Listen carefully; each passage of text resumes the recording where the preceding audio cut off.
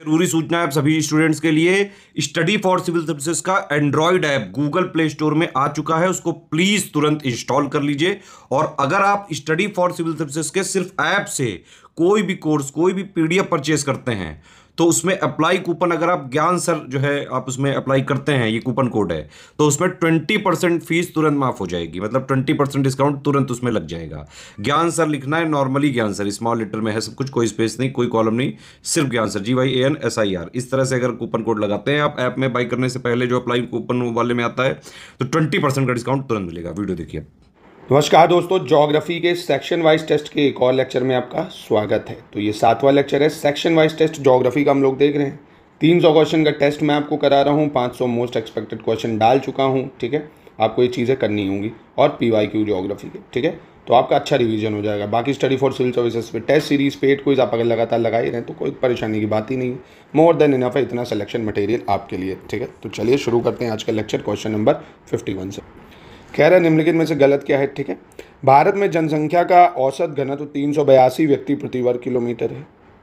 संपूर्ण विश्व में जनसंख्या का औसत घनत्व 51 व्यक्ति प्रति वर्ग किलोमीटर है। प्रधानमंत्री कौशल विकास योजना को 2015 में 1 करोड़ भारतीय युवाओं को 2016 से 2020 तक प्रशिक्षित करने के उद्देश्य से शुरू किया गया था। सॉरी, गला बहुत खराब हो गया मेरा। चलिए खैर, the average density of population in India is 382% per square kilometer. The average density of population in the whole world is 51% per square kilometer. प्रधानमंत्री कौशल विकास योजना was started in 2015, aiming to train 1 crore Indian youth from 2016 to 2020. कौन सा गलत है? कोई भी गलत नहीं होगा, तीनों स्टेटमेंट बिल्कुल यहाँ पे सही हो जाएंगे। ठीक है, कोई भी गलतियाँ नहीं होगा। चलो 52 नंबर सवाल देखते हैं। 52 क्या कह रहा है, इसमें से सही कौन सा है? Which statement is correct? Bharat में गंगा और ब्रह्मपुत्र नदियों के उपजाऊ मैदान घनी आबादी वाले क्षेत्र हैं।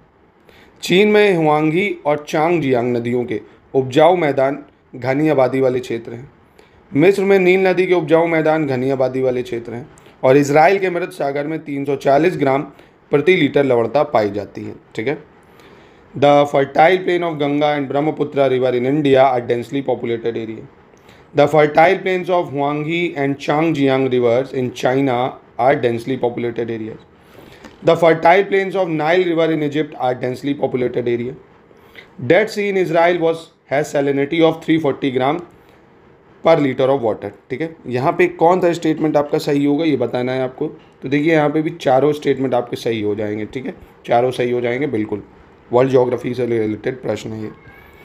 53 नंबर में आपसे पूछ रहा है कौन सा सही है, यहाँ पे भी विच इज़ करेक्ट ऑप्शन। लवणता 1000 ग्राम जल में मौजूद नमक की मात्रा होती है। झारखंड में स्वर्ण रेखा और खरकई नदियों के संगम के समीप साकची में सन 1907 में Tata iron and steel company limited की शुरुआत की गई थी। महासागर की औसत लवणता 35 भाग प्रति 1000 ग्राम होती है और सहारा मरुस्थल 11 देशों से घिरा हुआ है। इंग्लिश में देखें अगर, salinity is the amount of salt in gram present in 1000 gram of water. Tata Iron and Steel Company Limited was started in 1907 at Sakachi near confluence of Subarnrekha and Kharki River in Jharkhand. Average salinity of ocean is 35 parts per 1000 gram. The Sahara Desert from border with 11 countries. कितने 11 देशों से border बनाता है Sahara desert. कौन सा सही है? चारों स्टेटमेंट सही हो जाएंगे, यहाँ पे भी कोई गलत नहीं होगा। ठीक है, याद रखिएगा इसको। चलिए 54 नंबर प्रश्न पे चलते हैं। 54 में आपसे पहचानना है कौन सा यहाँ पे सही है, which statement is correct. Pittsburgh संयुक्त राज्य अमेरिका का एक महत्वपूर्ण इस्पात नगर है। भौगोलिक रूप से जमशेदपुर देश में लोहा इस्पात केंद्र के रूप में सर्वाधिक सुविधाजनक स्थान पर है। Tata iron and steel company limited को कोयला, झरिया कोयला क्षेत्रों से और लौह अयस्क, चूना पत्थर, डोलोमाइट और मैंगनीज ओडिशा और छत्तीसगढ़ से प्राप्त होता है। Pittsburgh is an important steel city of USA. Geographically, Jamshedpur is the most conveniently situated iron and steel center in the country. Tata Iron and Steel Company Limited gets coal from Jharia coalfield and iron ore, limestone, dolomite and manganese from Odisha and Chhattisgarh. तो यहाँ पे कौन सा सही होगा ये बताना है। तो यहाँ पे भी तीनों सही हो जाएंगे स्टेटमेंट, कोई गलत नहीं है यहाँ पे। ठीक है, तीनों स्टेटमेंट सही हो जाएंगे। चलिए 55 नंबर देखते हैं क्या कह रहा है, कौन सा गलत है, which statement is incorrect. Germany, संयुक्त राज्य अमेरिका, चीन, जापान और रूस जैसे देशों में लौह इस्पात उद्योग अवस्थित हैं। भारत, हांगकांग, दक्षिण कोरिया, जापान, ताइवान इन जैसे देशों में सूती वस्त्र उद्योग है। मध्यवर्ती कैलिफोर्निया की सिलिकॉन घाटी तथा भारत के बेंगलुरु क्षेत्र में सूचना प्रौद्योगिकी उद्योग अवस्थित है। बहुत ही बढ़िया क्वेश्चन है। Iron steel industry are located countries like Germany, USA, China, Japan, Russia. Cotton textile industry is located in India, Hong Kong, South Korea, Japan, Taiwan. Information technology industry is located in central California, Silicon Valley and Bengaluru region in India. कौन सा गलत होगा? कोई भी गलत नहीं है, यहाँ पे भी तीनों स्टेटमेंट बिल्कुल सही हो जाएंगे। 56 देखते हैं। 56 में आपको गलत बताना है विच स्टेटमेंट इज इनकरेक्ट। संयुक्त राज्य अमेरिका में एक प्रारूपिक फार्म का आकार लगभग 250 हेक्टेयर होता है। पटसन को सुनहरा रेशा के रूप में भी जाना जाता है। पटसन जलोढ़ मृदा में अच्छे ढंग से विकसित होता है और इसे उच्च तापमान, भारी वर्षा और आर्द्र जलवायु की आवश्यकता होती है। पटसन फसल उष्ण कटिबंधीय क्षेत्रों में उगाई जाती है। ठीक है, इंग्लिश में देखें अगर, the size of typical farm in the USA is about 250 hectare. Jute is also known as golden fibre. Jute grow well on alluvial soil and require high temperature, heavy rainfall, humid climate. क्या चाहिए? High temperature, heavy rainfall, humid climate. Jute crop is grown in sub tropical areas. तो ये वाला option बस गलत हो जाएगा यहाँ पे, डी वाला, क्योंकि जूट जो है वो ट्रॉपिकल एरिया में उगाया जाता है। कहाँ पे? ट्रॉपिकल एरियाज में उगाया जाता है। अगर हिंदी में कहें तो ये आपका उष्ण कटिबंधीय क्षेत्रों में उगाया जाता है, ना कि उपोष्ण कटिबंधीय। ठीक है, तो बस ये गलत है, बाकी तीनों बिल्कुल सही हो जाएगा। ठीक है, आप भी दोस्तों देखिए आपके सही हो रहे हैं कि नहीं, है ना। चलिए 57 में मैचिंग करनी होगी आपको। स्थानांतरी कृषि और उसके संबंधित क्षेत्र हैं जो मासोले कहाँ पे बोलते हैं? हुमाहा, कैनागिन, तोहगिया। ठीक है, जैसे शिफ्टिंग कल्टीवेशन मसौले, ये कहाँ पे बोला जाता है? ये बोला जाता है आपके ज़ायरे, है ना, जो ज़ायरे यहाँ पे मसौले बोला जाता है। हुमाह की बात करें अगर तो ये इंडोनेशिया में बोला जाता है, इंडोनेशिया में। कैनगिन की बात करें तो ये फिलीपींस में बोला जाता है, कैनगिन्स। और तोहगिया जो है ये बर्मा में बोला जाता है, शिफ्टिंग कल्टीवेशन। देखिए इस टाइप का एक प्रश्न जरूर आता है कि शिफ्टिंग कल्टीवेशन का किस एरिया में क्या नाम है, तो आपको ये याद करना होगा। ठीक है, फिर से एक बार देख लेते हैं। मसौले ज़ायरे, हुमाह इंडोनेशिया, कैनगिन फिलीपींस, तोहगिया बर्मा। तो इसके हिसाब से ऑप्शन अगर आप मिलाएंगे तो ऑप्शन बी हो जाएगा। ठीक है, 58 देख लेते हैं। 58 में कौन सा सही है, विच स्टेटमेंट इज करेक्ट, ये आपको बताना होगा। ठीक है, कॉफ़ी के लिए गर्म एवं आर्द्र जलवायु और सुअपवाहित दोमट मृदा की आवश्यकता होती है। कॉफ़ी की फसल की वृद्धि के लिए पर्वतीय ढाल अधिक उपयुक्त होता है। कॉफ़ी को वृद्धि के लिए उच्च तापमान, हल्की वर्षा, 210 पाला रहित दिन और तेज चमकीली धूप की आवश्यकता होती है। कॉफ़ी काली और जलोढ़ मृदा में सर्वोत्तम उगती है। ठीक है, इंग्लिश में देखते हैं। Coffee require warm and wet climate and well drain loamy soil. Hill slopes are more suitable for the growth of coffee crop. Coffee require high temperature, light rainfall, 210 frost-free days, and bright sunshine for its growth. Coffee grow best on black and alluvial soil. ठीक है, तो यहाँ पे आपको आसानी से बता सकते हो कि ये तो गलत है। कॉफ़ी ब्लैक सॉइल में और अलूवियल में तो होगी नहीं। ब्लैक में तो कॉटन होती है, अलूवियल में आपका राइस है, व्हीट है, ये सब अच्छा होता है। कॉफ़ी तो हो नहीं पाएगी, क्योंकि कॉफ़ी के लिए आपको कैसी मृदा चाहिए होगी? लेटराइट वगैरह सॉइल होगी, रेड सॉइल टाइप की, तो वहाँ पे हो जाएगी। ब्लैक और अलूवियल में कॉटन होता है। ठीक है, तो पहला बिल्कुल सही हो जाएगा। कॉफ़ी को warm, wet climate, well drain, loamy soil चाहिए होती है। लोमी, ठीक है, दोमट मिट्टी जो होती है वो चाहिए होती है।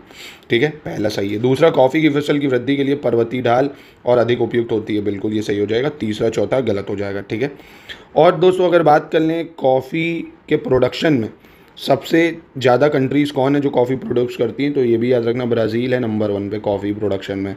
फिर वियतनाम आता है आपका। ठीक है, उसके बाद आ जाता है कोलंबिया। ठीक है, ये टॉप 3 कॉफ़ी प्रोड्यूसर है, ब्राज़ील, वियतनाम, कोलंबिया। ठीक है, तो यानी 1 और 2 सही है सिर्फ यहाँ। 59 देखते हैं। घास के मैदान और उसके क्षेत्र मैचिंग करनी है आपको यहाँ पे। उत्तरी अमेरिका पेरीज, दक्षिणी अमेरिका स्टेपीज़, मध्य एशिया वेल्ड, ऑस्ट्रेलिया डोन्स। तो बहुत ही आसान है दोस्तों। नॉर्थ अमेरिका में पेरीज पाई जाती हैं, बिल्कुल ठीक है। और साउथ अमेरिका में वेल्ड ग्रासलैंड है। कौन सी वेल्ड ग्रासलैंड होती हैं? साउथ अफ्रीका में, माफ़ कीजिएगा अमेरिका गया हूँ, साउथ अफ्रीका में। सेंट्रल एशिया या मध्य एशिया की बात करें तो यहाँ पे आपको स्टेपीज़ देखने को मिलेंगी, ऑस्ट्रेलिया में डोन्स देखने को मिलेंगी। ठीक है, यानी North America prairies, South Africa veld, Central Asia steppes, Australia dance.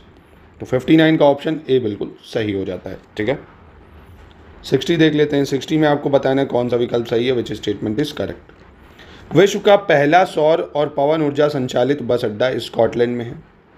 Bharat में राजस्थान और झारखंड के पास यूरेनियम के विशाल निक्षेप हैं। थोरियम विशाल मात्रा में केरल के मोनोजाइट बालू में पाए जाते हैं। परमाणु ऊर्जा के सबसे बड़े उत्पादक संयुक्त राज्य अमेरिका और यूरोप हैं। नॉर्वे जल विद्युत विकसित करने वाला विश्व का पहला देश है। ठीक है, कौन सा सही है? The world first solar and wind power bus stand is in Scotland. Rajasthan and Jharkhand have large deposit of uranium. Thorium is found in large quantities in monazite Sands of Kerala. Largest producer of nuclear power are the USA and Europe. Norway was the first country in the world to develop hydroelectricity. तो देखिए छैयों statement बिल्कुल सही है। 5 है, माफ़ कीजिएगा। पांचों statement आपको याद रखनी पड़ेगी, बहुत ज़्यादा इंपॉर्टेंट है। ठीक है, चलिए अगला देखते हैं 61 क्या कह रहे हैं। 61 में भी आपको ये बताना कौन सा विकल्प सही होने वाला है। प्रति चक्रवात में पवनों की दिशा उत्तरी गोलार्ध में घड़ी की सुई की दिशा के अनुरूप होती है। प्रति चक्रवात में पवनों की दिशा दक्षिणी गोलार्ध में घड़ी की सुई के दिशा के विपरीत होती है। उष्णकटिबंधीय क्षेत्रों के मध्य भाग और शीतोष्ण क्षेत्रों के पूर्वी एवं आंतरिक भागों में प्रतिवर्ष 50 से 100 सेंटीमीटर के बीच वर्षा होती है। इंग्लिश में देखें, direction of wind in an anti cyclone is clockwise in northern hemisphere. Direction of wind in anti cyclone is anti clockwise in southern hemisphere. Central part of tropical zone and eastern and interior part of temperate zone receive between 50 to 100 centimetre of rainfall per year. कौन सा सही है? तीनों statement बिल्कुल यहाँ सही हो जाएंगी, कोई गलत नहीं होगी। ठीक है, 62 देखते हैं। 62 में आपसे बताना है कौन सा विकल्प गलत है, विच स्टेटमेंट इज इनकरेक्ट। महाद्वीप के भीतरी भाग के वृष्टि छाया क्षेत्रों में पड़ने वाले भाग तथा ऊंचे अक्षांशों वाले क्षेत्रों में प्रतिवर्ष 50 सेंटीमीटर से भी कम वर्षा होती है। विषुवत वृत्त से 45 डिग्री से 65 डिग्री उत्तरी एवं दक्षिण के मध्य पछुआ पवनों के कारण सबसे पहले महाद्वीपों के पश्चिमी किनारों पर वर्षा होती है तथा यह पूर्व की तरफ घटती जाती है। Area lying in the rain shadow zone of the interior of continents and high latitude receive very low rainfall less than 50 centimetre per annum. Between the latitude 45 to 65 degree north and south of equator due to westerlies the rainfall is first receive on the western margin of continent and it goes on decreasing towards the east. तभी देखा होगा आपने, दुनिया के जितने desert हैं वो सब पश्चिम की दिशा में ही है, क्योंकि बारिश जो होती है वो कम होती चली जाती है, मॉइस्चर कम हो जाता है। दोनों स्टेटमेंट सही है, कोई भी यहाँ पे गलत नहीं होगा। ठीक है, इनमें से कोई भी गलत नहीं है। चलिए क्वेश्चन नंबर 63 देखते हैं। अब इसमें भी आपको सही बताना है कौन सा। ठीक है, जब नदियाँ किसी पहाड़ी से निकल कर सभी दिशाओं में बहती हैं तो ऐसे अपवाह प्रतिरूप को अरीय कहा जाता है। जब मुख्य नदियां एक दूसरे के समानांतर बहती हों तथा सहायक नदियां उनसे समकोण पर मिलती हों तो ऐसे अपवाह प्रतिरूप को वृक्षाकार कहा जाता है। जो अपवाह प्रतिरूप पेड़ की शाखाओं के अनुरूप हो तो ऐसे अपवाह प्रतिरूप जालीनुमा कहा जाता है। ठीक है, कौन सा सही है? When the river originate from a hill and flow in all direction, the drainage pattern is known as radial. When the primary tributaries of river flow parallel to each other and secondary tributaries join them at right angle, this drainage pattern is known as dendritic. The drainage pattern resembling the branches of a tree, this drainage pattern is known as trellis drainage pattern. ठीक है, ऐसे जो tree like structure में जाती हैं, ठीक है, उसको बोलते हैं। तो तीनों स्टेटमेंट सही है, कोई भी इसमें गलत नहीं है, और खैर सही पूछ रहा था। ठीक है, चलिए 64 पे आते हैं। 64 में आपसे क्या कह रहा है, कौन सा स्टेटमेंट सही है, विच इज़ करेक्ट। एक नदी एवं उसकी सहायक नदियों द्वारा अपवाहित क्षेत्र को अपवाह द्रोणी कहा जाता है। एक अपवाह द्रोणी को दूसरे से अलग करने वाली सीमा को जल विभाजक या जल संभर कहा जाता है। नदी द्रोणी का आकार बड़ा होता है जबकि जल संभर का आकार छोटा होता है। एक नदी विशिष्ट क्षेत्र से अपना जल बहाकर लाती है जिसे जल ग्रहण क्षेत्र कहा जाता है। बड़ी नदियों के जल ग्रहण क्षेत्र को नदी द्रोणी, जबकि छोटी नदियों व नालों द्वारा अपवाहित क्षेत्र को जल संभर कहा जाता है। इंग्लिश में देखते हैं, an area drain by river and its tributary is called drainage basin. The boundary line separating one drainage basin from the other is known as watershed. River basins are large in area while the watershed are small in area. A river drains the water collected from a specific area which is called catchment area. The catchment area of large river are called river basins, while those of small rivulets and rills are often referred as watershed. कौन सा सही होगा दोस्तों? तो इसमें सारे सही हैं, कोई भी इसका गलत नहीं होगा, तो ऑप्शन डी हो जाएगा इसका। ठीक है, चलिए 65 नंबर क्वेश्चन देख लेते हैं। 65 क्या कह रहे हैं। इसमें आपको गलत पहचानना है, कौन सा गलत होगा। वृहद सिंचाई परियोजना के अंतर्गत 10,000 हेक्टेयर तक की कृषि योग्य भूमि शामिल की जाती है। ठीक। मध्यम सिंचाई परियोजना के अंदर 2,000 हेक्टेयर से 5,000 हेक्टेयर तक की कृषि भूमि आती है। लघु सिंचाई परियोजना के अंतर्गत 2,000 हेक्टेयर से कम कृषि योग्य भूमि आती है। Cultivable land up to 10,000 hectare include under major irrigation project. Cultivable land ranging 2,000 hectare to 5,000 hectare in medium irrigation project. Less than 2,000 hectare of cultivable land is included in small irrigation project. तो इसमें से कौन सा गलत होगा दोस्तों? तो देखिए, जो ऑप्शन दूसरा है यहाँ पे गलत हो जाएगा, क्योंकि मध्यम सिंचाई परियोजना की बात करें या मीडियम इरिगेशन प्रोजेक्ट में अगर देखें तो यहाँ पे 2,000 से 5,000 नहीं होता, यहाँ पे कितना लैंड होती है शामिल? 2,000 से 10,000। ठीक है, 2,000 से 10,000 हेक्टेयर। ठीक, याद रखिएगा। और 10,000 से जो ज़्यादा होती है उसमें अपना ये कर लेते हैं। ठीक है, यानी ऑप्शन बी गलत हो जाएगा। चलिए 66 देखते हैं क्या कह रहे हैं।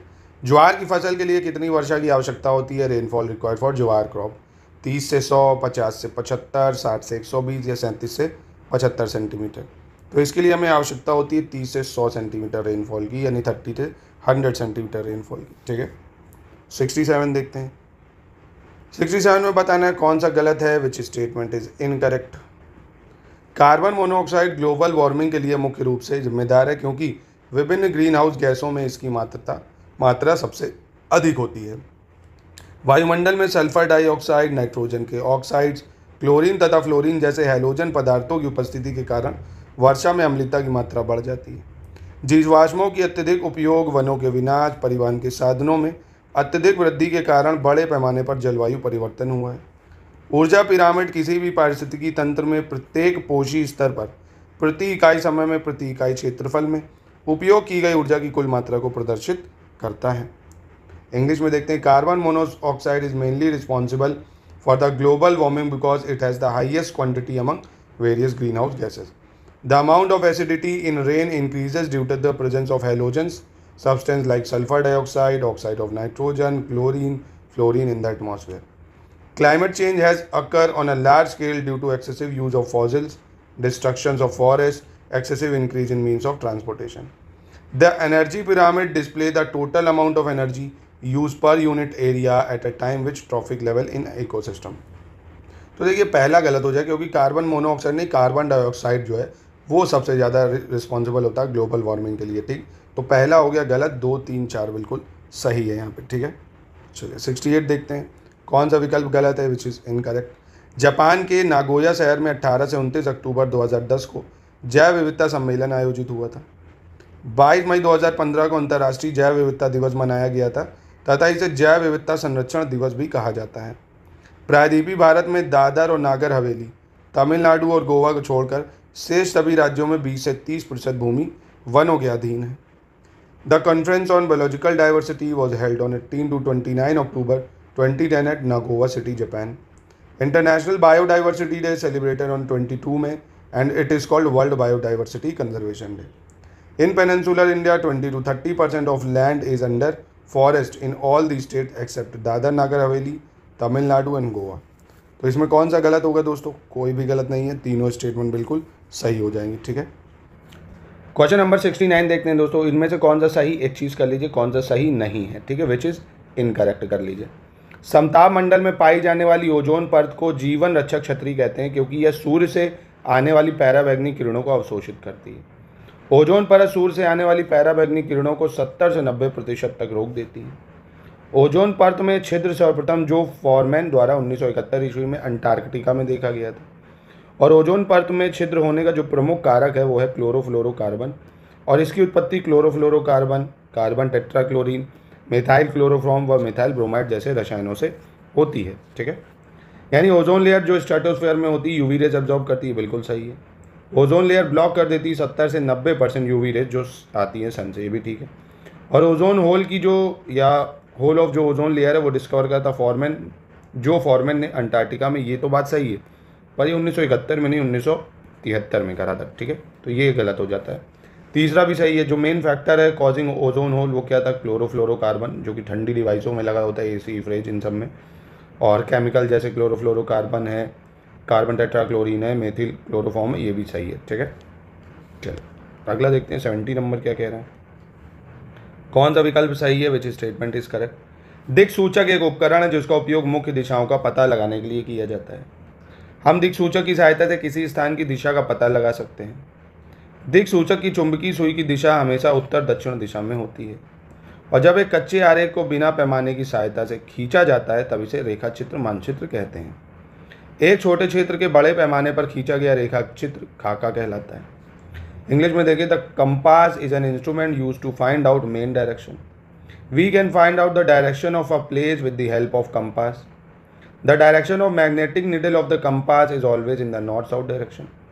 और when a rough drawing is drawn without the help of scale then it is called sketch map. A plan is drawing of a small area on a large scale. ठीक है, इनमें से कौन सा सही होगा दोस्तों, ये बताना है आपको। तो देखिए पांचों बिल्कुल सही हैं, कोई भी इसमें गलत नहीं होगा। ठीक है, सारे ही बिल्कुल सही हो जाएंगे। चलिए 71 देख लेते हैं। 71 क्या कह रहा है। 71 में आपको गलत पहचानना है, विच स्टेटमेंट इज इनकरेक्ट। वर्ष 2010 में आयोजित कानकुन सम्मेलन में ग्रीन क्लाइमेट फंड की स्थापना का निर्णय लिया गया था। वर्ष 2012 में आयोजित दोहा सम्मेलन में स्वच्छ विकास तंत्र के तहत प्रदूषण स्तर को कम करने का प्रयास किया गया था। 2014 में आयोजित लीमा सम्मेलन में पहली बार इस बात पर सहमति बनी कि प्रत्येक देश कार्बन डाइऑक्साइड उत्सर्जन के संबंध में अपना लक्ष्य निर्धारित करेगा। और वर्ष 2015 में मोरक्को के मराकेश में आयोजित सम्मेलन में पेरिस समझौता लागू किया गया था। The Cancun conference held in 2010, the decision to establish green climate fund was taken.